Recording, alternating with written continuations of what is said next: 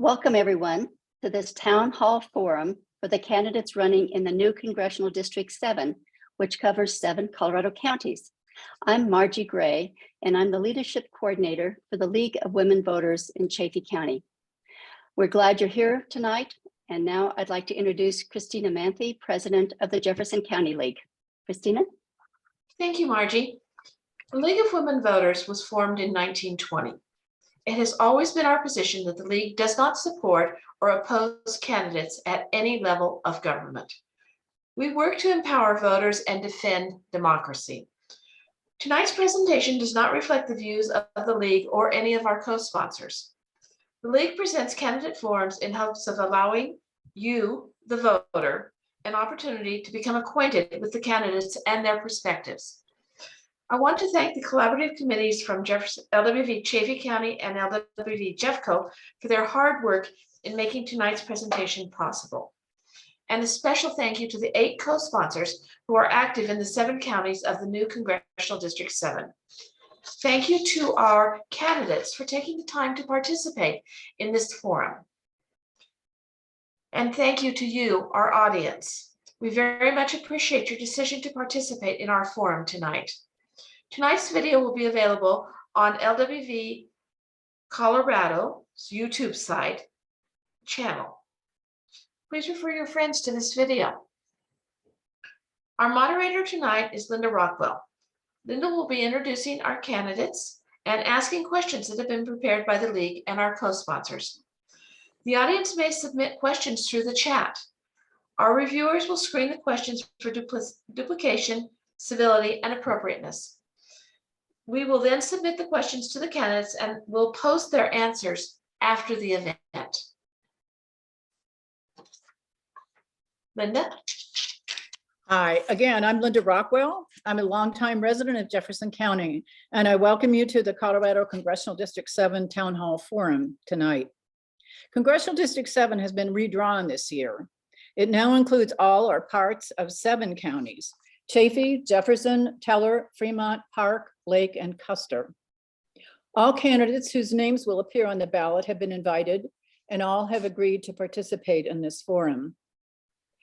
The views expressed during this forum will be those of the candidates, not the views of the Jefferson County or Chaffee County League of Women Voters or those of the forum's co-sponsors. To remind you again, the League takes no stand in support of candidates, only in support of issues. We'll begin with opening statements from each of the candidates, followed by 4 questions they have received in advance. We'll follow this with co-sponsor and audience questions and end with closing statements. The order in which the candidates will respond to the questions will be rotated. So let's meet the 3 candidates for Congressional District 7. First of all, we have Eric Odland, the Republican candidate, Ross Klopf, the Libertarian candidate, and Brittany Pedersen, the Democratic candidate. Each of you will have 2 minutes to introduce yourself, 2 minutes each to answer the first 4 questions, 1 minute each for co-sponsor and other questions, and then 1 minute for closing comments.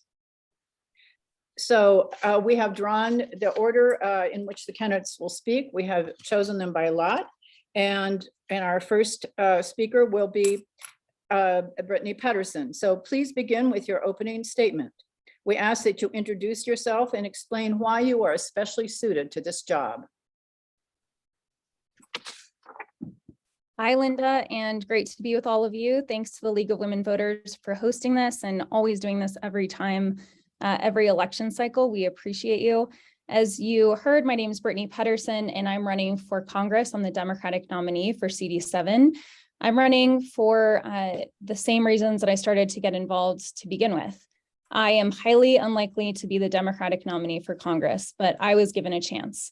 It was because of this community and the teachers that invested in me and my access to great public schools that I was able to go a much different path than I was likely to go. I faced a lot of obstacles at home as a high-risk youth, but because of those investments, I became the first in my family to graduate from both high school and college. And ultimately, coming out of college, I started working for candidates, issues, and organizations that I believed in that were going to invest back in those critical opportunity investments that I had, making sure future generations had that same chance. I ultimately stepped up to run in 2012 for an open state house seat after being asked by many people to run. It was the scariest thing I've ever done. Running the first time, running for Congress is nothing compared to that. But I ultimately stepped up and ran and won in one of the most competitive races that year, as well as the state Senate in 2018. So I've been serving the last decade this community. I'm incredibly proud of the work that I've done to prioritize funding our public schools, investing in our teachers and supports, and expanding early childhood education. I also took my experience fighting to save my mom's life, who struggled with an opioid epidemic, to address an opioid addiction, to address the opioid epidemic. I'm proud of what I've been able to do over the last 10 years. But I'm stepping up to run because the stakes couldn't be higher in the upcoming election, and ensuring that we have a democracy in the future, making sure that we address climate change and protect individual rights across this country, making sure women have access to reproductive health care, and that my son is able to grow up in a world where his freedom and rights are protected. I look forward to the discussion tonight. Thank you. Eric, will you please begin with your opening statement? We ask that you introduce yourself and explain why you are especially suited for this job. Thank you, Linda. Good evening, everyone, and thanks to the League of Women Voters for facilitating this forum. It's great to be before you. My name is Eric Odland. It's an odd name with 2 A's. I live in Jefferson County, up in Pine, near Bailey and Conifer. I have 3 beautiful children. I've been married going on 17 years. I'm also a West Point graduate. As an Army officer, I did 2 tours in combat, Iraq and Afghanistan. Was awarded 2 Bronze Stars, 1 for valor. And then I spent a decade in the energy sector all over the world, finished managing a $300 million project in Israel, where I built a pipeline that helped make Israel energy independent. I left my company. I was pursuing a PhD, working on becoming a counselor to work with trauma victims and veterans when I was inspired to run for office. Never thought I would do this, but there are so many significant issues that we're facing in this country. And I love Colorado and I love this country. And so I've re-entered this public arena to be of service in a time of great peril and time of great crisis. We can see a nation divided like never before. The hatred, the vitriol, the hyper-partisanship is something that we must come together and heal. We have major problems like an inflation rate that is 4 times higher than 2 years ago. Crime that's up 30% in Colorado over the last year. A porous southern border that's become a humanitarian crisis and a national security disaster. Unprecedented global instability. It's time that we come together, put party aside, and solve these big issues, not as politicians, but as people who love this country. And I'm really thrilled and honored to be your Republican nominee. It's a significant responsibility to be running for high office. And my commitment is to make a brighter future for all of us, including my beautiful children. So thank you for being here tonight. It's a great honor to be before you. Eric Godwin. Thank you. That's timing it pretty well. Yeah. So Ross, will you please begin with your opening statement? Please introduce yourself and explain why you were especially suited to this job.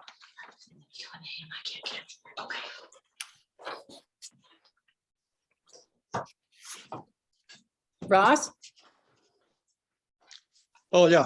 Sorry, I was unmuting myself. I would like to begin by offering my prayers and my prayers to the people in Florida. I know they're going through a hard time right now. My name is Ross Clough. I'm the Libertarian candidate for U.S. Congress. I'm a civil engineer with over 25 years experience in water resources and transportation. I am a critical thinker, and my job is literally figuring out how to build bridges and pave roads. You can tell I'm an engineer because my campaign is about education and information. Although I've been involved in politics, I'm not a politician. I have served as chair of the Jefferson County Libertarian Party for several years, but I resigned when I became the Libertarian candidate for U.S. Congressional District 7.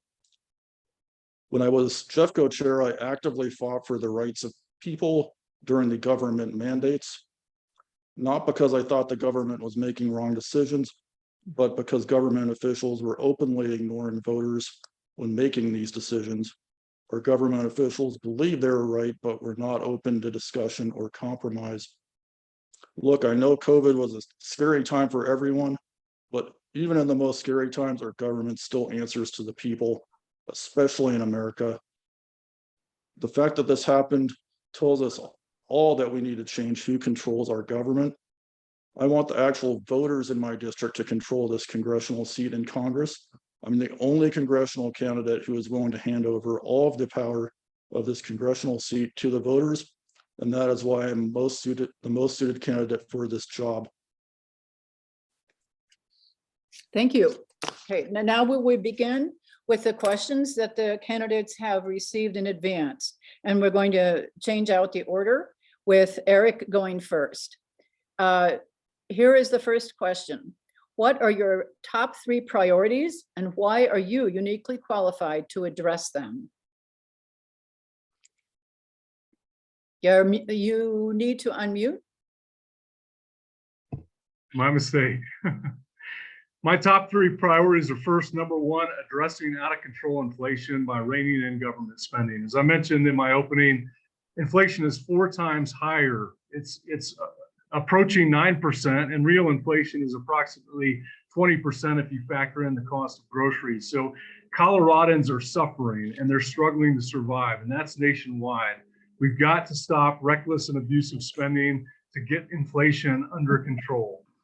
Number 2, we need to address crime. It's up 30%. Colorado is now number 1 in the nation for auto theft.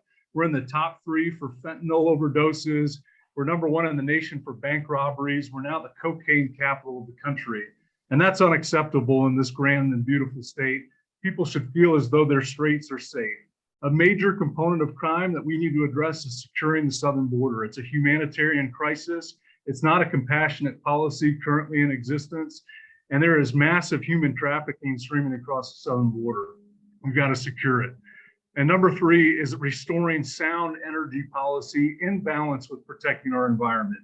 We need energy policy that powers our economy and powers our national security while ensuring that there are opportunities and that people can afford to live here in Colorado. We've got to bring balance, and balance in everything is the underwriting philosophy in my approach. I've led teams all over the world as an international businessman.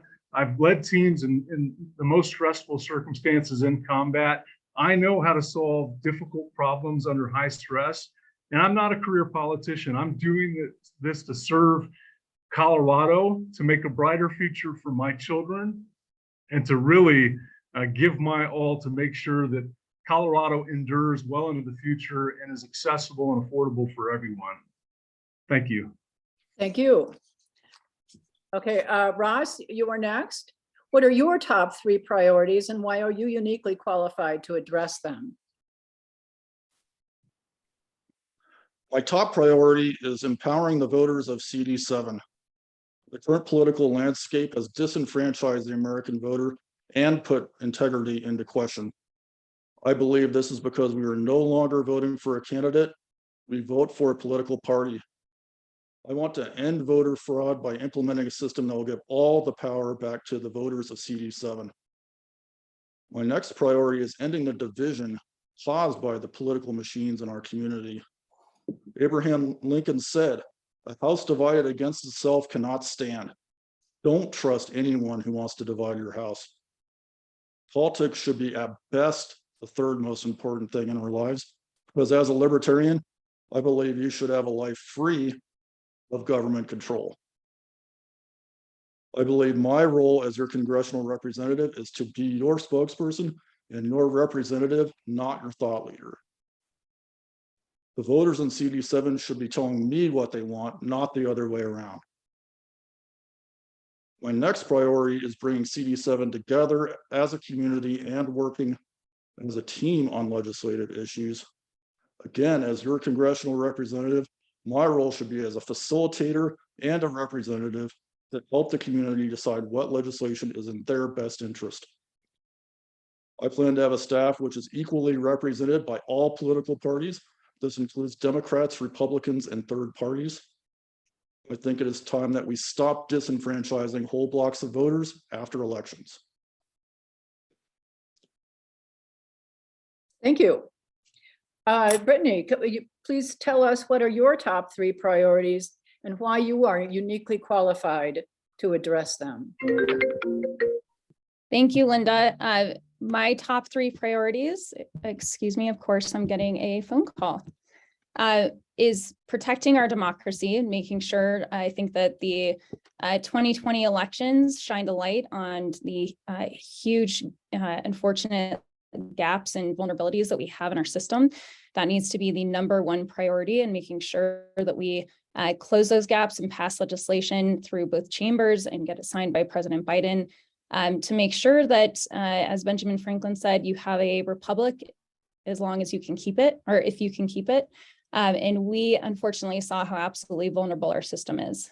#2 is continuing to help recover from the pandemic. We had a very difficult few years going through the pandemic and the economic fallout, as well as the behavioral health needs because of the anxiety, depression, and increase in substance use disorders.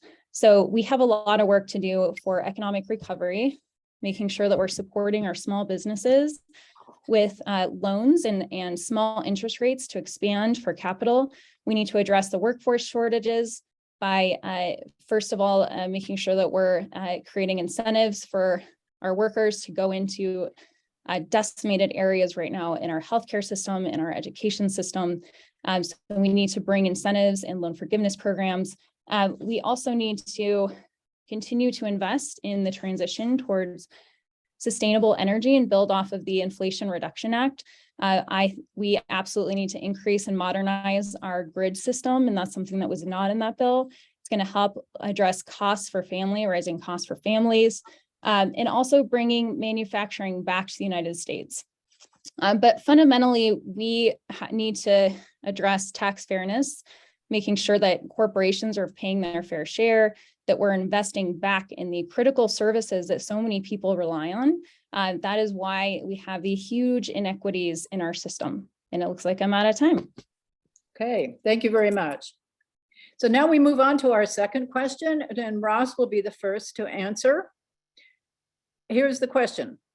Questions about the openness and fairness of elections continue to make voters lose faith in the accuracy of our elections. What legislation would you support that would return trust to our elections? Thank you. Election integrity is the bedrock of my platform. Election integrity doesn't start at the ballot box, it starts with the candidate. If you find yourself voting for a political party and not a candidate, you've already agreed to an outside entity meddling in your elections. Political parties have big picture visions. This is why they want your candidate elected. Your candidate is necessary to help them achieve their big picture visions. Having a big picture vision isn't always a bad thing, but it does open the door for corruption and fraud, because out-of-state people get involved in local elections and because they have a stake in the outcome. I think Brittany and Eric are awesome. I don't trust their political parties because both the DNC and RNC have had questionable ethics. And by the way, I'm not letting my party off the hook. The LNC has had its share of scandals too. No American should ever question the integrity of an election in America. The fact that this is an issue says we need to reform more than our voting system. We need to change who we vote for.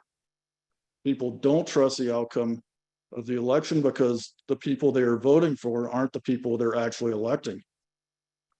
The majority of you are not voting for Eric or Brittany.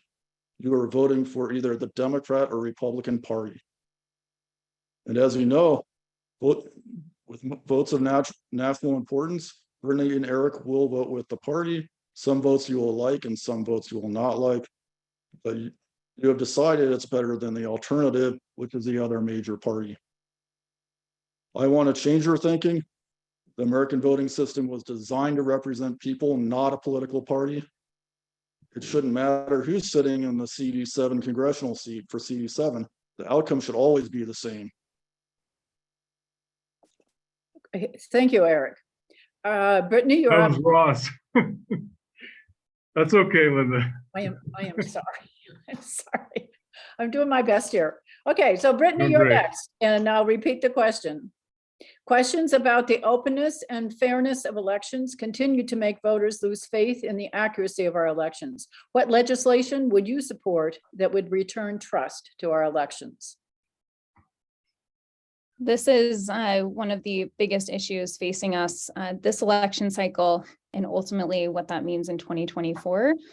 The thing that keeps me up at night is knowing that in 2020, the only reason that we were able to certify a free and fair election in the United States of America was because of the Democratic House majority. That's un-American, that's undemocratic. Our democracy is literally hanging off of a cliff right now. Never in my lifetime would I have imagined we would be in this position. So we need to make sure that first and foremost, we're electing people, pro-democracy individuals who are going to certify an election, no matter who wins it, don't perpetuate lies and misinformation, Trump's big lies, and who are election deniers, and ultimately bringing the democracy reforms necessary. I want to give a shout out to the League of Women Voters. In 2013, I believe, was the bill 1303 that you all were a huge part of passing in Colorado, making sure that our election system was secure, accessible, making sure that everybody has a mail-in ballot, that you have access to drop-off locations. I was very proud to sponsor that bill and to make sure that people's voices are heard here in Colorado. But we have a lot of work to do at the national level because they don't always have legislatures like Colorado who are going to protect access to the ballot and protect our democracy. I support the Presidential Election Reform Act. I support the For the People Act. These are absolutely essential policies. These need to be #1 priority as soon as this election is over. But it means that we need to maintain the Democratic House majority. Okay, thank you very much. We'll move on to the third question. I haven't answered yet, Linda. Oh, That's okay. okay, thank you. Thank you for keeping me honest here. Eric, I will read the question one more time. Questions about the openness and fairness of elections continue to make voters lose faith in the accuracy of our elections. What legislation would you support that would return trust to our elections? Well, free and fair elections are fundamental to our constitutional republic. And I think at this point in history, we have the greatest level of distrust in our election system, perhaps than ever before, and that must be rectified. This is a bipartisan issue, and both parties have called into question the integrity of our elections. Going back to 2016, when Hillary Clinton, Stacey Abrams, and dozens of Democrat legislators contested the 2016 elections, this narrative has continued up to the present time, and this is something we need to sort out quickly. Elections should be impossible to cheat in and accessible for all. Now, I don't believe the answer is to federalize our election system. I believe this is a state's issue to manage, and Colorado has done a very good job of managing its elections, but there's some things that need to be addressed. We need voter ID laws. We need to have a system to ensure that only American citizens and citizens of Colorado vote in our elections. We also need to get rid of ballot harvesting. That introduces a level of unfairness into our election process that shouldn't exist. We need to make sure that the system supports the people of Colorado and the American people, and that it is impossible to compromise its integrity. But this is something that both Republicans, Democrats, and other legislators must come together to solve and restore that trust. People should go to the ballot box and submit their ballot with complete confidence that there is no electioneering, no negative influence, no influence by big tech or government agencies that skew the outcome. And we must get it right or we lose this country. And so I don't want to address it as a congressman. I want Colorado to do the right thing, and I want other states to do the right thing. This is not a federal issue. It's been handled by the states since the history and founding of this country, and that's where it needs to stay. Okay, thank you. And we move on to the third question. Brittany, you will have the first opportunity to answer. Gun violence has become the #1 killer of children in this country. What would you propose to address this issue? Thank you, Linda. Having grown up here and going to Chatfield's, Columbine's rival school, I was in 11th grade when Columbine happened. That was an event that shocked our community, our state, and the world. That unfortunately is just a common news story now. That's a reality that I am unwilling to accept. The staggering statistic that you just conveyed is a reality of failed leadership and policy. It's even before I jumped on this debate, there was another shooting just right before this of students in another state. And so this is all too common because of failed policies. If guns made us safer, we would be the safest country in the world. Unfortunately, when we evaluate why kids are dying at such a high rate because of gun violence and firearms, when you compare us to the other 25 industrial nations, we actually have 12 times higher rate than all of them combined. That is a policy failure. We need to bring common sense gun safety legislation like we have here in Colorado and expand upon that. The extreme risk protection order, providing a pathway to relinquish somebody's weapon if they're a danger to themselves or others. Common sense gun safety reform with closing background check loopholes. I refuse to accept a reality where my son is going to go to school and go through active shooter drills. I can't fathom that is the current reality in the United States. So I'll take the leadership, my ability to get that here at the state level and fight at the national level. This is an issue that we can absolutely solve with the right policies. This is unacceptable. Thank you. Ross, it's your opportunity to answer this question. Gun violence has become the #1 killer of children in this country. What would you propose to address the issue? Gun violence is a huge issue in our community, which is why I believe politicians are the worst people in America to solve this issue. Since the 1999 Columbine massacre, there's been a total of 304 fatal school shootings. In K-12 shootings, 392 people have been killed and 1,119 injured. Gun violence is not a political issue. It is a community issue, and the community must work together to solve it. When we make gun violence a political issue, we polarize people and stop the conversations. These are conversations we must have, which is why I want to form a coalition which brings the strongest advocates from all political parties and from civic, religious, educational, and community organizations to one table. I want a genuine discussion about how to tackle this issue in our community. We should try to answer the question, is it possible to never lose another person in our community to gun violence?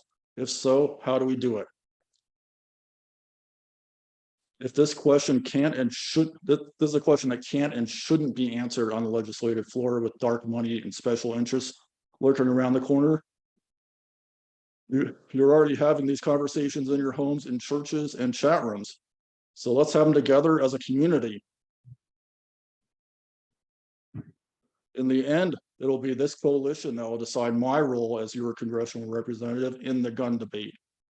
CD7 will decide what federal legislation I should bring forward, or if I should have federal legislation repealed. This is how to take politics out of an issue which has been dividing your country. Okay, thank you. Eric, now is your opportunity to answer the question. Gun violence has become the #1 killer of children in this country. What would you propose to address this issue? Well, as a father of 3 children, I never want my children to be under the threat of gun violence. And it is a deeply concerning issue to me, and it's one that we need to address. But we got to look at common sense solutions, and we need to look at the root cause of gun violence across the country. In the most tightly gun-controlled areas of the country, Democrat-led cities like Philadelphia, Baltimore, Washington, D.C., etc., we have the highest incidences of gun violence. And so that needs to be addressed. The other thing is I don't glamorize firearms. I'm a combat veteran. I've seen violence firsthand. I abhor violence. But taking away guns from good citizens while criminals roam the street is not the answer. We need to be tough on crime and make sure we're prosecuting criminality and being tough on crime and ensuring hard criminals stay behind bars. But ultimately, we've got to address the mental health component of this problem. It's a significant contributor to gun violence. Criminality, it always has a psychological root. And so in the short term, we need to secure our schools. We need to encourage the presence of law enforcement on our schools. And we can use federal legislation and federal funding to support that while we work in the long term to make a cultural shift and address the root causes of this problem. We need to make sure that schools are well resourced with psychological counselors who can identify at-risk students and make sure that they have an outlet in their community for their mental health challenges. One of the problems that COVID caused was a breakdown and an isolation of young people like never before. We've got to restore relationships, rebuild communities, and ultimately come together to address this problem in our country. Okay, thank you. And you, Eric, are also going to be first up on the fourth question. What inequalities do you believe women face today? What do you think should be done to address them? Well, I have two beautiful girls, and I want to make sure that they have equal pay and that they have equal opportunity, as great as any opportunity as any young man or male in our society. Now, one of the things that's most concerning to me is the issues around biological males participating in women's sports. We need to address Title IX and make sure that women have an even playing field, especially young women who are competing at the collegiate level. They need to be competing with other women on the same level playing field. And this is a major challenge. But ultimately, I believe in equal opportunity that's guided by merit. And we need to be working within all our major institutions to ensure that that is equally applicable to women, people of color, and in all forms of race or color or creed. This is a country based on merit and equal opportunity under the United States Constitution. And I want my beautiful daughters to have the same opportunities I did. Okay, thank you for that. Ross, it's your turn to answer this question. What inequalities do you believe women face today? And what do you think should be done to address them? I wrestled with how to respond to this question because I believe this is a question asking me to give an opinion. This puts me in the role of a thought leader, not a representative. A microphone is a very powerful tool in an arena like this. So normally I would respectfully explain that I don't give my personal opinion if I'm a true representative. My personal opinion on any issue doesn't matter. However, as many people know, I've been engaged in a very public battle with the New Hampshire Libertarian candidate for US Senate over very inappropriate tweets. One of those tweets was about women. So when you ask me what inequalities do you believe women face today, my response is much like Supreme Court Justice Potter Stewart. I know it when I see it. On August 15th, 2022, I issued an apology to all women for the senatorial candidate's ignorance.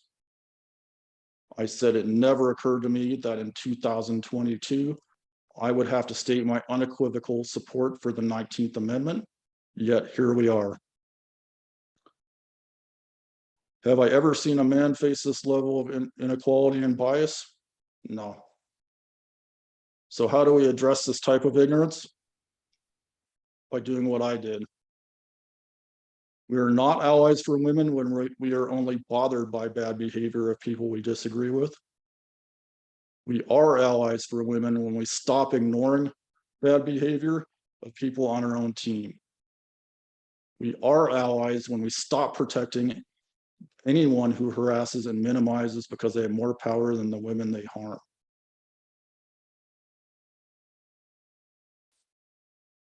Okay, thank you very much. Brittany, your response to this question, please. What inequalities do you believe women face today? What do you think should be done to address them? Thank you, Linda. Unfortunately, women are facing unprecedented inequities. In fact, we were forced out of the workforce at 2 times the rate of men during the pandemic. We've been hit the hardest economically because of the pandemic, and with lack of access to sustainable and predictable childcare services and reliable services, unfortunately, many women are unable to get back to the workforce. So I'm really proud of what we've done to try to keep our childcare centers afloat, expand childcare services where there are deserts, to help increase access to services there. But we have a lot more to do to make sure that women are not 50 years economically. That also means I passed the strongest Equal Pay for Equal Work Act law here in the country, making sure that we're addressing the systemic issues on why women are continually paid less than their male colleagues. And we need to bring that at the national level. It is an unprecedented time where we don't have rights across this country now because of the Supreme Court decision, stripping away the basic fundamental right to decide if and when you want to have a family, being able to have critical medical services when you are in a health crisis. This is a reality I never thought I would actually live through. I will fight to protect the rights of women across this country who don't have legislatures like us in Colorado to do so. I'm very proud that here in Colorado, women decide if and when they want to start a family. Okay, thank you very much. So we're going to move on to questions that were submitted by the various co-sponsors of this forum. But there will only be 1 minute to answer these questions. And we'll continue with the same rotation. And Ross, you will be first to answer this question. What do you think Congress should do to protect the environment and address the climate crisis? Yeah, thank you for that question. I do believe that there is a climate crisis going on, climate change issue. And the main concern is the rate of increase in these temperatures. And just a brief overview, what we're seeing right now is this is what we've seen. We've seen temperature increases ranging from about 1 to 3 degrees in Colorado. And then some areas that are further north have seen temperature increases as high as 11 degrees for some nighttime temperatures. So that is some significant temperature increases. How to solve it? It takes a multifaceted approach. We've got to look at cleaner forms of energy from power plants. We are cleaning up our vehicles. We're using more hybrid vehicles. We are using more electric. But yeah, very important issue that I would bring forward. Okay, thank you. And Brittany, what do you think Congress should do to protect the environment and address the climate crisis? Thank you, Linda. This is after protecting our democracy, this needs to be our #1 priority. Nothing we do matters if my son doesn't have a planet to live in. And so we're already seeing the effects of the climate crisis here in Colorado, and especially in the southwest parts of this district. We are seeing water shortages, fires. We don't even have a fire season anymore here in Colorado. It is year round. And we know that this is because of rising temperatures, and it is caused because of emissions, because of carbon. We know what keeps me inspired to keep doing this work is that we can solve this with the right policies. I'm very proud of what they did at the national level to pass the Inflation Reduction Act, the largest investment in the history of the world for addressing climate change and helping move towards sustainable energy. One thing that we really lacked in that bill that we need immediately is actually making sure that we're updating our energy grid so that we're transmitting, so that we're preparing for when we actually have the storage capacity for solar and wind that we're really lacking now. That's the key piece. In the meantime, we need to make sure we're using, oh, sorry, I'm out of time. Yeah. This is a complicated issue and you Yes, need a lot more yes. time than 2 minutes or 1 minute. Yes, no, 1 minute, it's really tough to answer this question, but perhaps you can try. Eric, what do you think Congress should do to protect the environment and address the climate crisis?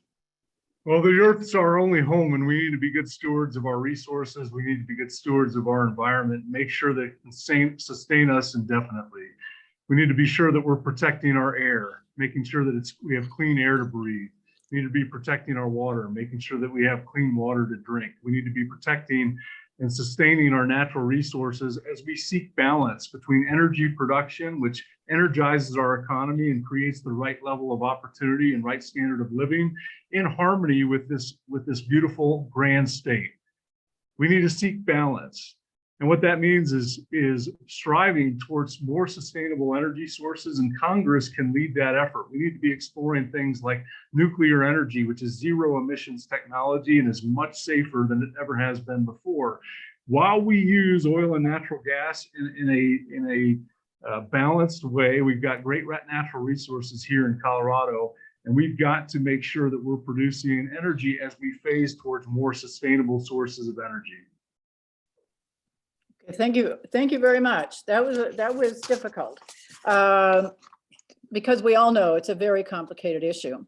So the second question that was submitted by our sponsors, this one comes from the Lakewood AAUW. And Brittany, you'll have the first opportunity to answer this. Public education in our country faces many challenges.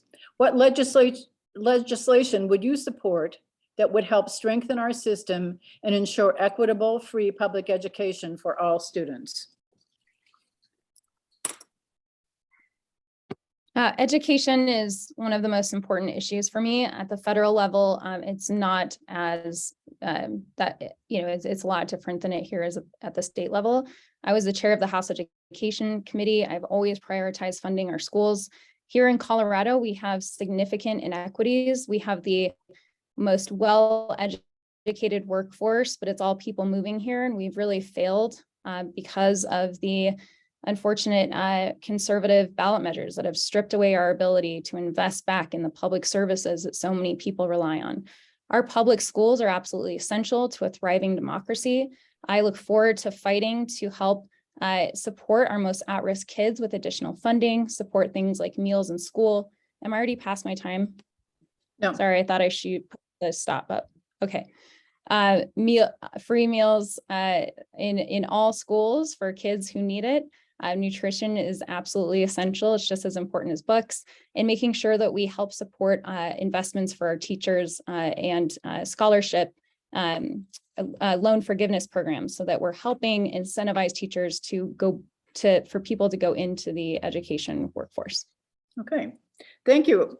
And Eric, you're next on this question. Well, it's highly unfortunate. No, I'm sorry. I apologize. I'm getting, it's Ross, who will be the second person to answer this question on public education. What legislation would you support that would help strengthen our education system and ensure equitable, free public education for all students? Well, it's a tough one, but the answer to that is, first of all, I'm going to listen to the constituents in CD7 to get their ideas. But there is one thing that's extremely important that we can work on that will help a lot. Right now, as far as college level education, the costs are going through the roof. It exceeds inflation by a large margin, has since the 1980s.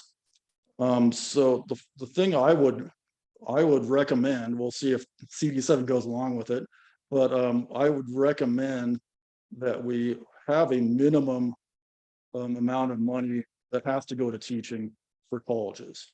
So colleges will have to use most of their funding for teaching students and not things like research and things that don't go to teaching students. The primary purpose of college should be teaching students, not a bunch of other things that cost a lot of money. Okay, thank you. Now, Eric, your thoughts? What legislation would you support that would help strengthen our system and ensure equitable, free public education for all students? Well, it's deeply unfortunate that Colorado schools and American schools have fallen behind much of the world in terms of our education and critical thinking skills. And that's where the orientation needs to be, not on ideological teachings, but on teaching kids how to think, not what to think. I'm a big supporter of school choice. I think parents should ultimately own their children's education. And it is really not a federal government issue. This is mostly a state and local issue that the federal government should stay out of. And ultimately, we've got to make sure our schools are well funded, that there is a curriculum that teaches critical thinking skills to make sure that our kids can compete on the world stage and have great opportunities because they're well educated. Opportunities both for higher education and the trades when it's applicable. We need to be having a curriculum that supports energizing our economy and creating opportunity as we strive to compete on the global stage. Okay, thank you. You guys are doing very, very well on the timing, and I really appreciate that because it allows us to ask more questions. So Eric, you'll be first on the following question, which is, since the Supreme Court overruled Roe versus Wade, women's reproductive health care is a major concern.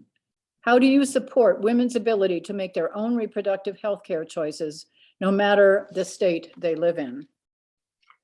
Well, what I've said from the beginning is that this is a states' rights issue and that Colorado should have the right to decide through the legislative process. And currently, Colorado has one of the most permissive abortion laws in the country, if not the world.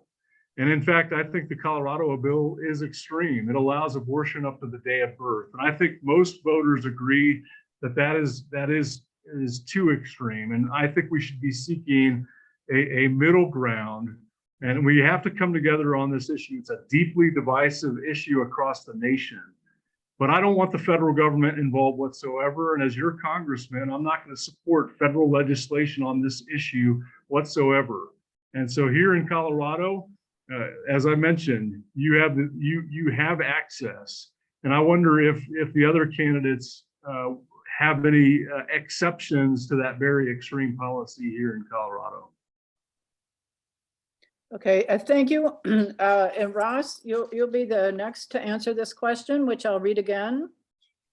Since the Supreme Court overruled Roe versus Wade, women's reproductive health care is a major concern. How do you support women's ability to make their own reproductive health care choices, no matter what state they live in? Well, that's a very complex question, but I'll do my best. First and foremost, Colorado does have protection for reproductive rights. It is passed law. It was actually updated this last year, and it even has a safety clause on it. So the only way that could change is if the legislature changes it or there's a constitutional amendment that changes it. But as far as other states go, we have to be real careful that whatever we pass will be constitutional, because the last thing we want to do is pass a law that gets overturned by the Supreme Court moments after we pass it, because that doesn't help anybody. So we got to work together with moderates and both Democrats and Republicans to get a bill that will pass or will not be challenged by the Supreme Court. And I do think we need to protect some abortions. I think that's a critical issue. Okay, thank you. Okay, Brittany, I'll read the question again. Since the Supreme Court overruled Roe versus Wade, women's reproductive health care is a major concern. How do you support women's ability to make their own reproductive health care choices, no matter what state they live in? Thank you for this very important question. Like I talked about before, I never thought that I would live in a time where this ruling would actually take place, where our rights would be stripped away, leaving it up to states across the country to put women and doctors up to life in prison for making this fundamental choice. Doctors are being forced with medical emergencies and whether or not they are able to actually take care of that individual because of losing their license or up to life in jail. This is a tragic time in our country's history. We have gone back decades. I will fight for the women across the country who don't have a legislature like Colorado, and also want to remind people that this is only protected because we were able to pass that law. Those rights are not protected nationally, and they can be taken away after each election cycle if we don't hold pro-choice individuals in those seats. And so I will fight to protect the rights of individuals across this country to make their own decisions about if and when they want to start a family. This is something that the government should never be involved in. Okay, thank you very much. Okay, the fourth question will be addressed first by Ross. What approach will you take to address the needs of both the rural and urban voters in Congressional District 7? Yeah, that's a very good question. The interests of the urban and rural areas of the district are quite different. They have tend to have different occupations and different interests and all those sorts of things. My viewpoint is to represent everybody. So anybody in the district is welcome to provide me ideas of what is an issue for them. And there's going to be some things that go across that are common issues like the housing crisis and things like that. And then some things that are more specific for the location. But I'm interested in helping all the citizens with the issues they're facing, whether they're in the rural area or the urban areas of the district. Okay, thank you. So Brittany, you're the second to answer this. What approach will you take to address the needs of both the rural and urban voters in Congressional District 7? Thanks, Linda. This is a very important question. While many of the issues that people are facing in Jefferson County and Broomfield are similar, there are, unfortunately, in some of the rural parts of this district, they're felt a lot more acutely. And there are also unique challenges that the suburbs are not facing, like access to broadband. And, while we care about fire mitigation, it is not threatening our very livelihood and ability to stay in our community, as well as water conservation. And so I look forward to continuing to meet with people across the southwest part of this district. I was just, I've been over there at least 10 times. I'm going again on Monday, and we'll continue to meet with people to better understand the issues that you're facing in your communities and represent you in Congress. I recognize that especially around housing, I talked to some people in the community where they have seen their values of their homes increase threefold in just 2 years. So the housing crisis is really impacting some of the rural communities. Oh, out of time. Okay, thank you. So Eric, your thoughts. What approach will you take to address the needs of both the rural and urban voters in Congressional District 7? Well, I've had the pleasure of both living in the urban area of Lakewood, and now I live rural in the area of Pine. And I've been all over this district talking to my constituents, and I will continue to do that as your next representative. I'm going to spend my focus in Colorado and then spend as little time as possible in Washington, D.C. And the two issues that keep coming up as I talk to both urban and rural voters across Colorado and District 7 is, number one, the economy. They are being hurt by inflation and high gas prices, and affordability is at record levels. Unaffordability is at record levels and must be addressed. Now, that's number one. Number two is crime, especially in the urban areas, but cartels and their influence is going out all over District 7. Fentanyl is a leading cause of death in Colorado, and that's affecting District 7 and must be addressed. Some of the things unique to the rural areas is farming and agriculture, and that needs to be protected, including water rights and forestry management. So I have a great understanding of having spent a lot of time all over District 7, and I'm going to be open to the concerns of both rural and urban voters. Okay, thank you. Our next question will be answered first by Brittany. It's pretty long, so bear with. Our country is politically polarized, yet our nation's history is based on compromise. What leadership skills will you bring to Congress so you can work with others with different views to get legislation passed to benefit all of Colorado and our nation? Great question. And I talk about this a lot. I have, over the last decade, the leadership style that I've brought at the state capitol is working across the aisle, trying to find common ground where we can.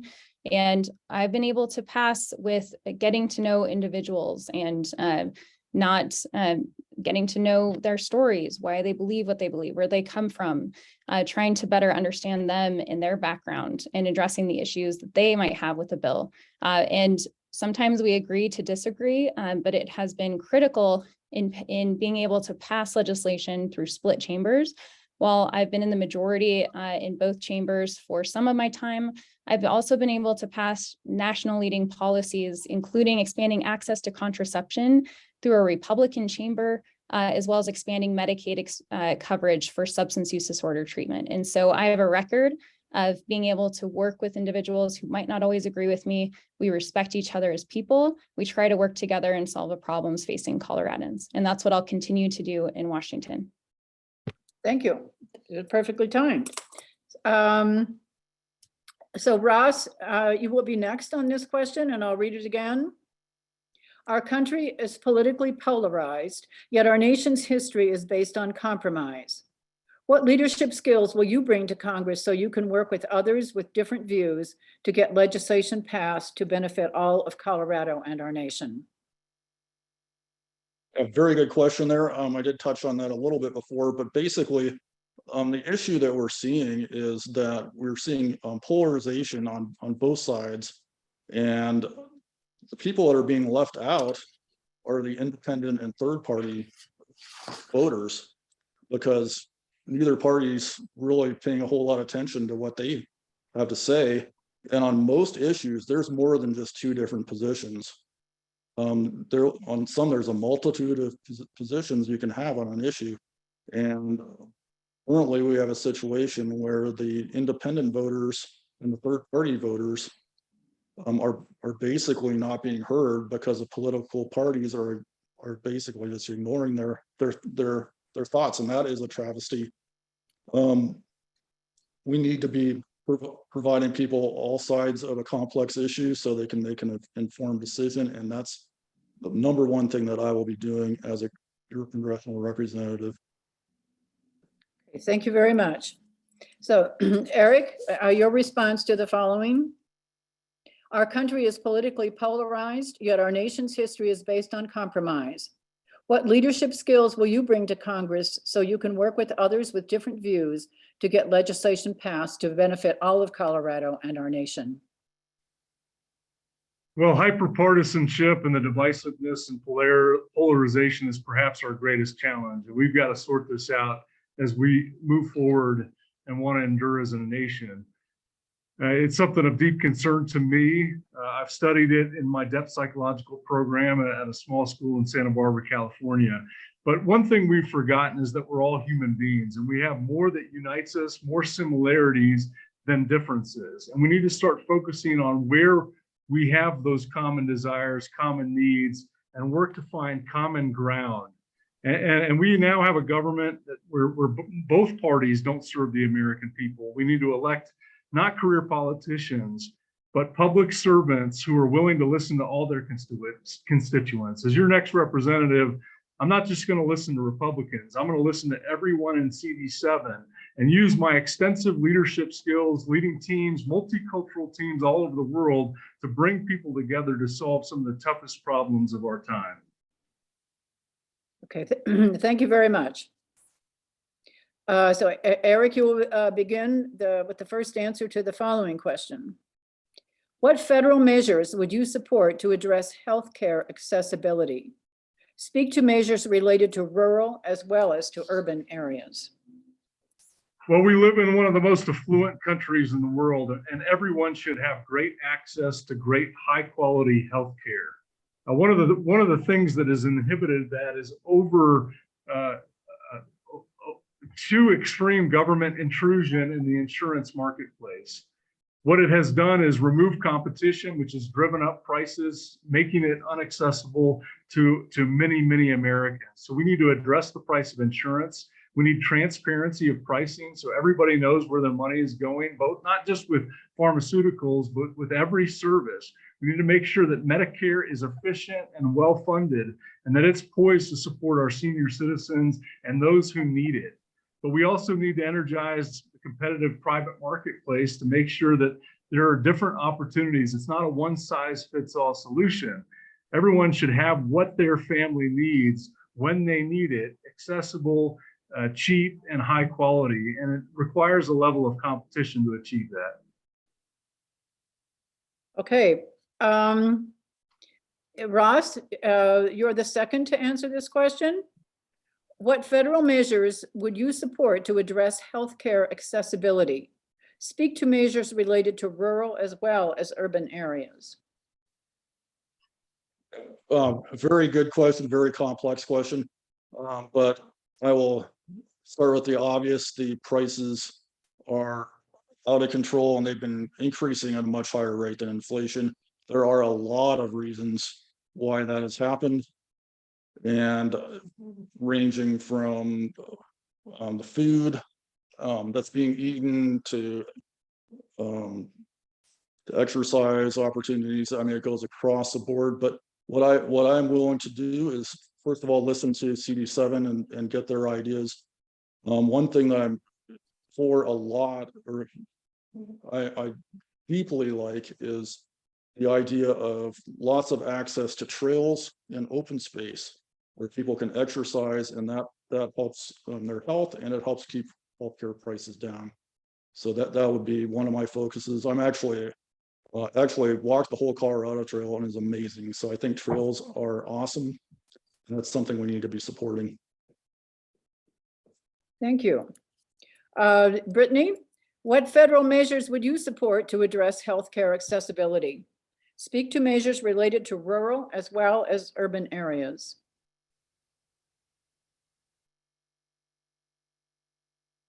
Sorry, Linda, I was trying to unmute. Thank you for the question. This is something that we absolutely need national leadership on.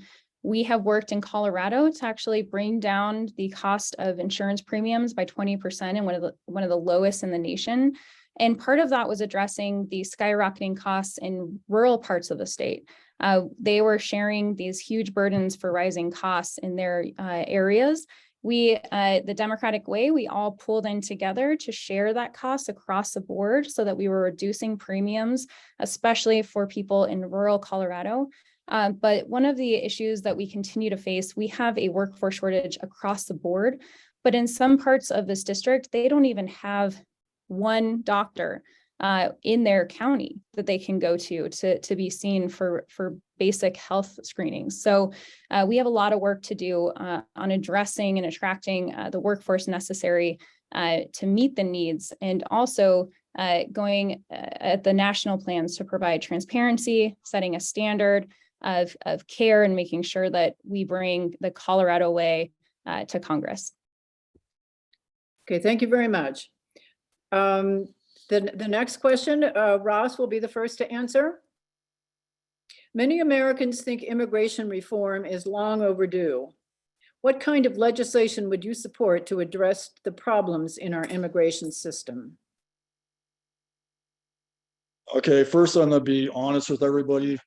As a congressman in Colorado, which is a non-border state, I'm not going to be on any of the committees that have to do with border security. So I will be voting on the bills that come through, but I'm not going to have an in-depth look at what's going on. That's going to be people that are in like Texas and Arizona and California and states like that. But what I am willing to do is I will listen to the constituents of CD7 and vote the way they want on the issue. I do think there's obviously some areas where we could use a lot of improvement on the border security, and it is important. But that's where the experts come into play. And as far as the general direction, that's where the constituents come into play with their thoughts. And that's the crucial thing on this debate. I do think protecting everybody's rights are important as well. Okay, thank you. Brittany will be the next to answer. Many Americans think immigration reform is long overdue. What kind of legislation would you support to address the problems in our immigration system? Thank you. I'm looking forward to working on this issue. We have a humanitarian crisis at the border. We need to make sure that people are treated humanely who are fleeing Central America because of fleeing for their lives, and making sure that we're keeping families together. And we have a pathway for them to not only be safe in our communities, but also ensure that we have a process for people getting a work permit. We know right now, when I talk to businesses across this district, they are unable to hire the workers necessary to do the jobs. I talked to somebody at a nursing home who owns a nursing home, and he said that he's losing $11 million this year, not because there aren't needs in the community, but they can't fill that spot. And they say that they want to be able to hire people who want to do the job. They want an immigration system that works, that provides that pathway. And so this is about addressing the humanitarian crisis. It's also about our economy and making sure that we are able to fill those gaps. Okay, thank you very much. And last, Eric. Many Americans think immigration reform is long overdue. What kind of legislation would you support to address the problems in our immigration system? Well, we do have a humanitarian crisis on the southern border. Child human trafficking is at record levels because of the porosity and the uncontrolled nature of our border. And we need to rectify that. We need to secure the border. We're also a nation of immigrants. We need to have compassionate immigration reform, but no other country in the world has an open border. And Chinese fentanyl is streaming across the southern border. It's one of the leading causes of death between 18 and 45 years old. 300 Americans die every day. And this is an unmitigated disaster. Bad actors and terrorist elements are exploiting our southern border. So we need to have a measure of control. We need to finish the wall and resource it with border control agents who are well-trained and equipped with technology. But as I mentioned, we're a nation of immigrants. We don't want to stop the flow of immigrants. We just need to control it in a compassionate way and introduce legislation that clarifies the process so that people coming across and wanting to become citizens of this country know how to do that. Okay, thank you very much to all of you. We're heading into the final stretch here. I have a couple of more questions submitted by our partners, and then 3 more that were submitted online by the general public. So Brittany, you'll be first to answer the next question. Colorado and the West are currently experiencing major drought and potential water shortages. What measures do you think should be taken to ensure our water supply? Thank you. This is something that is critical to the Southwest counties in this district. We know that the Arkansas River is absolutely essential for the economy in that area, for tourism. It is also essential for agriculture and the residents who live there. And so it's working with all of these communities, all of these interests to make sure that we're collaborating and everybody's working together on what their needs are and what they're able to give up together to address the reduced amount of water that's available. I will be a voice in Washington to make sure that we have adequate reserves and we keep a healthy water level for the Arkansas River. This is the lifeline to the counties in rural Colorado. Okay, thank you. Ross, Colorado and the West are currently experiencing major drought and potential water shortages. What measures should be taken to ensure our water supply? That's again a very complex issue. A lot of this rests with the local water districts and them managing their local water supply responsibly. And that's a crucial item for sure. Second of all is we need to look at the Colorado River and the Arkansas rivers to make sure we're not over appropriating the water in either of those basins. So that's a crucial thing as well. And then obviously water savings wherever possible. So that would be staying away from the buffalo bluegrass and using instead other more drought tolerant plants in landscaping is a crucial way to save a lot of water. So I definitely support that, but that's a local issue. So I'm definitely for that, but I'm for the local water boards passing those kind of controls. Okay, thank you. Eric, please answer the third on this one. The Colorado and the West are currently experiencing major drought and potential water shortages. What measures should be taken to ensure our water supply? Well, we know Colorado continues to grow at an exponential rate, putting a great demand on our water resources. And we need to find technological means to address our water shortages. It's threatening our agriculture, especially in District 7. And so there are non-evaporative storage mechanisms that can be employed. I worked in Israel, which is a very arid country, and they've employed technology to become a net exporter of produce. So we need to be looking at certain technologies that more efficiently utilize our water and reduce the urban footprint while making sure that agriculture has access to water. Agriculture is a lifeblood of Colorado, and we need to support that industry. So I do think there's a point where there may be a requirement for federal intervention, especially as we have to manage the interstate compacts to ensure that we are utilizing our resources and not affecting other states. So it's going to take very smart minds and private ingenuity in order to address this. But there are mechanisms. Sterling Ranch community is a great example of recycling water and increasing efficiency in urban centers. Okay, thank you very much. I appreciate your thoughtful and courteous responses to all of these questions, which cover a pretty broad spectrum of issues facing this country today. So I have three more questions that were submitted by, I believe they were Chaffee County residents, and we'll continue with the same format, just 1 minute each. So Ross, you'll be first to answer the following question. This was submitted by email from a Chaffee County resident. Say, we are retired and live on a fixed budget. Inflation is out of control and destroying our nest egg. What will you do about it in Congress? Oh, that's an excellent question. To fix this inflation disaster, we've got to look at it in two different parts. The first part is quick fixes, and the second part is the more long-term solutions.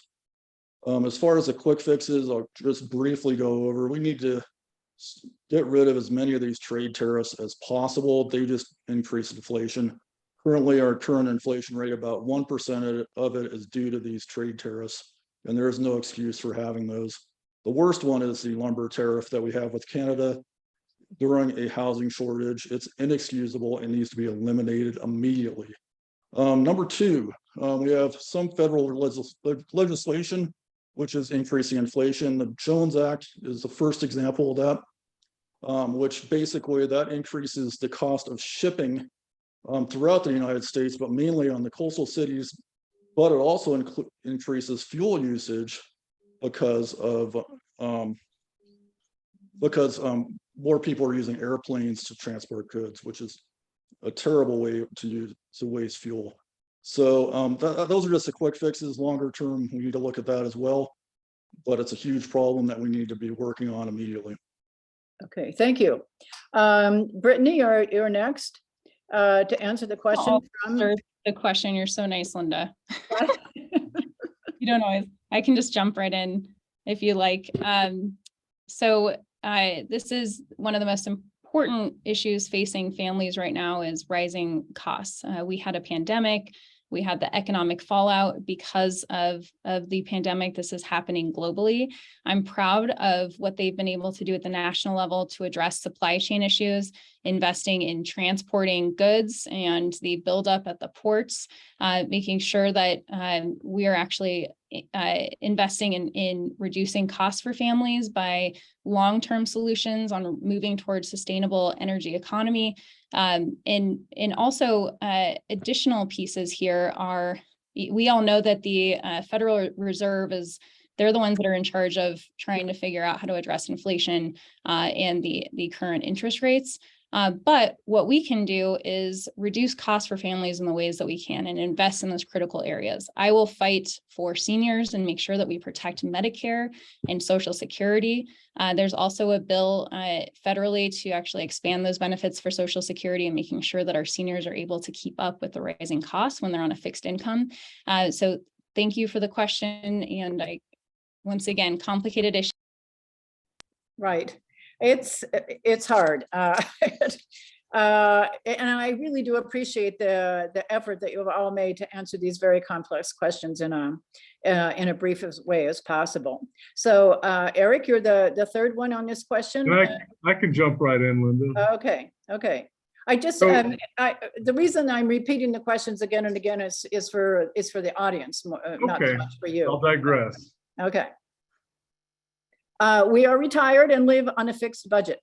Inflation is out of control and destroying our nest egg. What will you do about it in Congress? Well, inflation is the number one issue Colorado voters are most concerned about. And inflation is a direct result of government spending.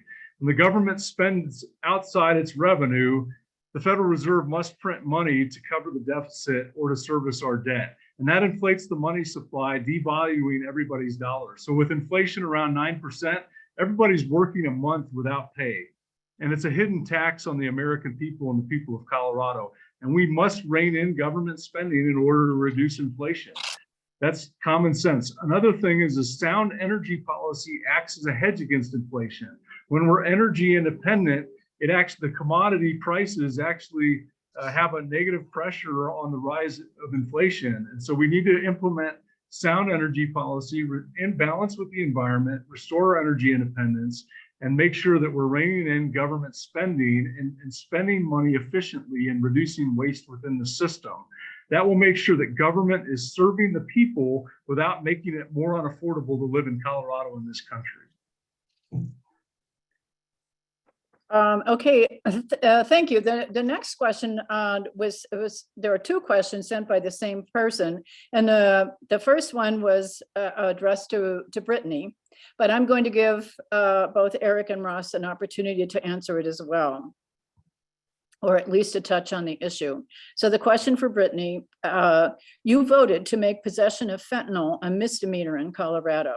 Do you think that has had a direct effect on Colorado's fentanyl epidemic and having one of the highest fentanyl overdose rates? Thank you for bringing this up. We are in the third wave of the opioid epidemic.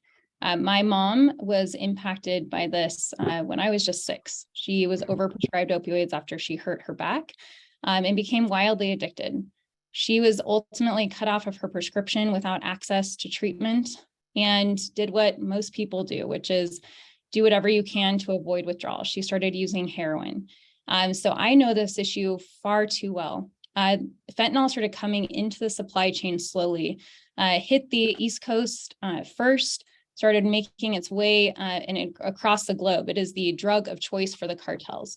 It came in 2016 when my mom started overdosing at a very high rate.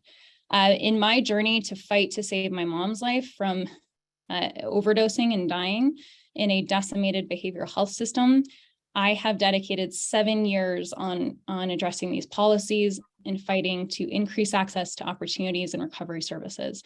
Unfortunately, this is, I stand with voters. We don't want to criminalize people for simple possession of drugs. Misdemeanor is still a big deal. But we need to make sure that we're going after the drug cartels and increasing access to treatment and recovery. So people don't have a felony on their record for their entire life because they struggle with addiction. So unfortunately, this is used as political rhetoric. And it is really disappointing because it is a crisis that we need to address and we need to all work together on. Thank you very much. And I understand why you went over a little bit on that question, and I will extend the same courtesy to both Ross and Eric. So Ross, I'll read the question again. It's mentioned, the question mentions that that Brittany voted to make possession of fentanyl a misdemeanor in Colorado. Do you think that that has had a direct effect on Colorado's fentanyl epidemic and having one of the highest fentanyl overdose rates? I want to be honest, I think that has a minimal impact. I want to be fair to Brittany on this. I think you have to look at the root cause of what's causing the fentanyl problem. And that is, we have a federal government that does not allow prescription cannabis use. There is a shortage of pain-killing drugs that are available in this country because of that ridiculous restriction. And because cannabis is fairly low risk compared to a lot of these opioids that are being prescribed. And it's a huge problem. It's been a problem since the Kennedy administration, where we actually had the president of the United States taking speed to take care of his back problems. I mean, it's just awful. The problem just continues, and we have got to legalize medical cannabis nationwide to start fixing this problem. It's stop prescribing these opioids, which have really bad side effects. So that's number one, and we can do it. Okay, thank you. Eric, your thoughts on this regarding whether the making possession of fentanyl a misdemeanor has had an effect on the fentanyl epidemic and the high overdose rate that Coloradans face? Well, clearly it has. 300 Americans every day die from fentanyl overdoses. Colorado is in the top 3 in the nation for fentanyl overdoses, and it's a direct result of the state legislature's actions, which my opponent supported. Making it more accessible, reducing it from a felony to a misdemeanor, has absolutely contributed to the high overdose rate in Colorado. It puts those who are distributing fentanyl back on the street and allows them to continue to distribute it without fear of repercussions. So the cartels are openly exploiting Colorado state law in order to harm our children and make sure fentanyl is accessible. As a student of psychology and mental health sickness, you don't treat addiction by making drugs more accessible. My mother's life's been destroyed by opioids. I don't make that a campaign platform. It's tragic. We need to address that crisis here in this country, but you do it through treating the psychology at the root of addiction, not making drugs easy to get. We need to make them harder to get, and we need to prosecute criminals for distributing these dangerous drugs. Okay, thank you. The next question was addressed by the correspondent to you, Mr. Adland. So I'll let you answer it first. Crime in Denver and Jefferson County, where I live, is out of control. We no longer feel safe in our own neighborhoods. What would you do to restore safety to our neighborhoods? Well, as a member of Congress, I want to uphold the rule of law. I want to make sure that law enforcement is well resourced. We need to combat this defund the police narrative that Democrats have perpetuated, which is part of the crime wave sweeping our nation. We need to restore the integrity of our law enforcement officers who put their lives on the line to keep our communities safe. And we need to be tough on crime, and ensure that attorney generals and district attorneys are doing their job to uphold the law and make it hard to commit crime in our communities. We're number 1 in the nation in auto theft because the legislature reduced those penalties, and that's harming everyday Coloradans. Most of us know somebody who's had their car stolen or had their catalytic converter stolen. We've talked about fentanyl. We're also number 1 in the nation in bank robberies. We're the cocaine capital of the country, and this is because soft on crime policies by local law enforcement or attorney generals, district attorneys, and the voice of Congress undermining law enforcement. We need to restore law enforcement and be tough on crime. Okay, next, Ross, your thoughts on crime and how we can restore safety to our neighborhoods. Well, that's another complex issue to talk about in a minute, but I'll do my best. Okay, there's two segments of crime. There are crimes that have a victim, so that would include any type of theft or violent crime or anything like that. On any of those types of crimes, we need to be tough on crime. We don't want to be encouraging people to do any of those things, so we've got to have a fair but tough stance on those types of crimes. The other types of crimes aren't really crimes, and they're crimes that have no victim. And if there's no victim, it's really not a crime.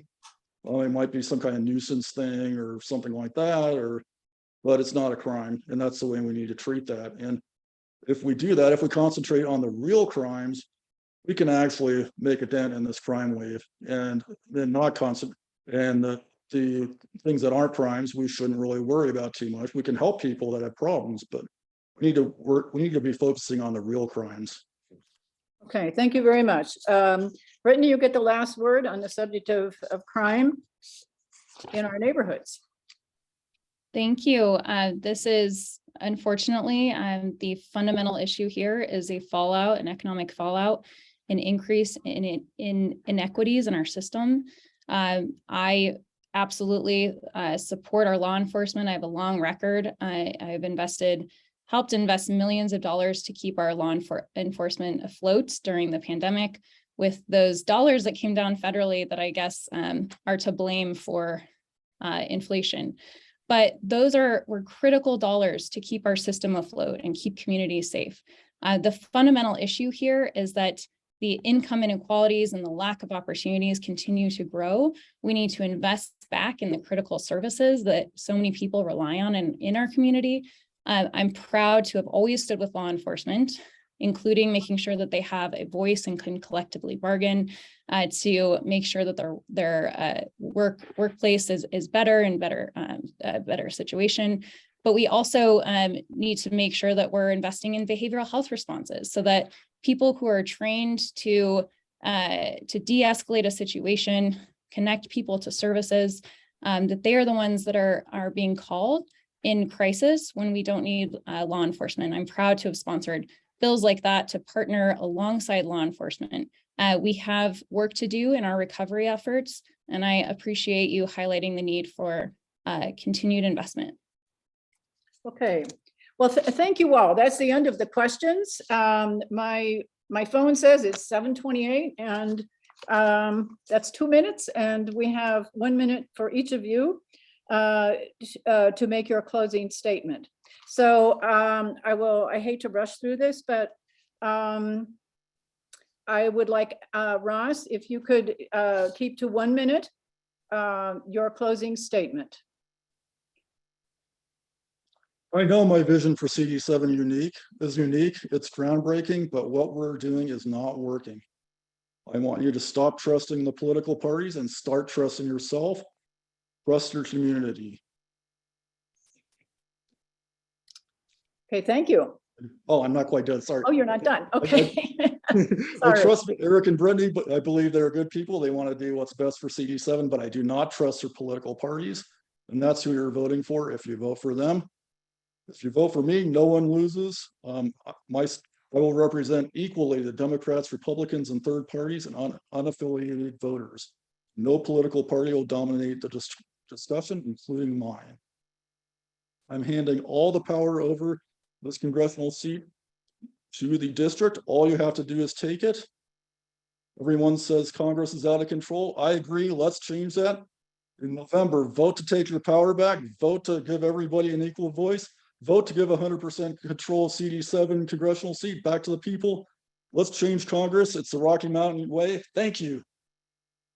And thank you. Okay, Brittany, your closing statement. Thank you to everybody who joined on their night off to learn about the candidates running to represent you here in CD7. This race is an absolutely essential, critical seat in determining outcomes at the national level, what priorities are going to be brought, and what solutions we're going to actually, what we're going to be able to solve together. I grew up in this community. Jefferson County made me who I am. I've lived here nearly my entire life. I live here with my family and my little son, who's almost 3 years old.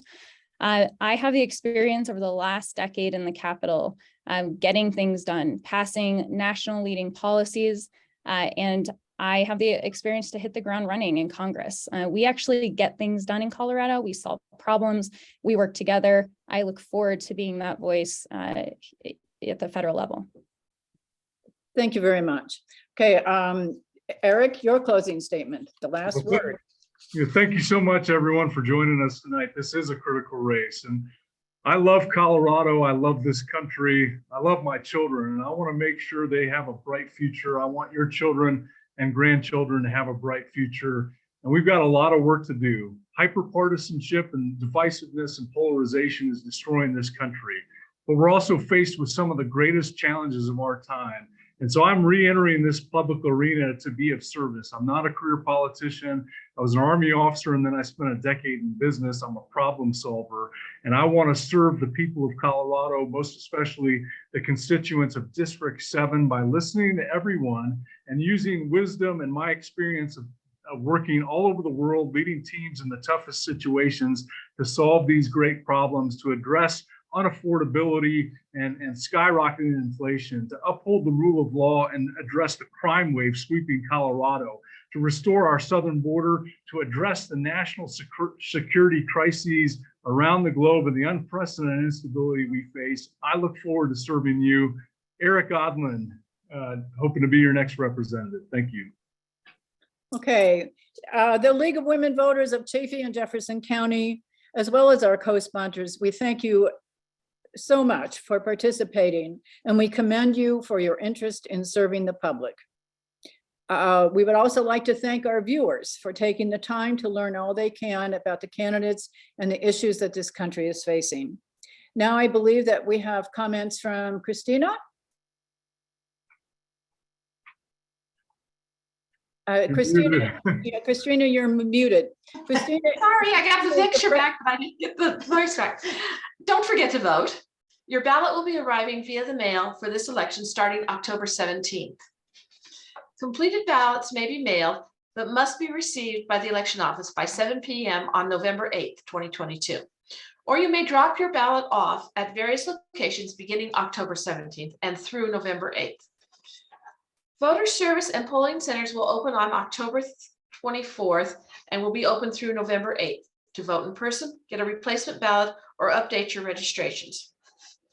Information regarding ballot box locations, polling centers may be found on the websites for your local county clerk's office.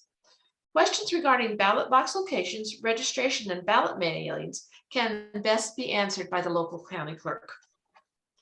In addition to this forum, the League of Women Voters offers voter access to our free online election voter guide at vote411.org.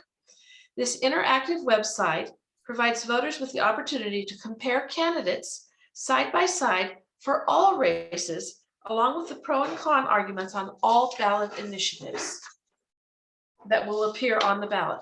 Vote 411 will be available on October 3rd. The League of Women Voters is a 501c3 entity and does not support or oppose candidates at any level of government. We work to empower voters and defend democracy. If you would like to find out more about the League's work, please visit LWV Colorado. The Jeffco League may be accessed at lwvjeffco.org, and the Chaffee County League may be accessed at lwvchaffeecounty.org.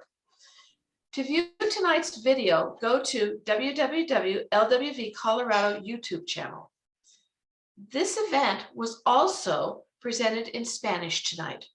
Our interpreters were Elena Klavler and Mara Oliva. Thank you everyone for participating, and have a great evening. okay, and I also like to thank Margie, the chair or the president of the Chaffee League, for being our good timekeeper. And once again, thanks to all for participating. Thank you all. Thank you. Thank you. Thank you, Linda. Thank Thanks, you. everybody. Good night. Night. Good night.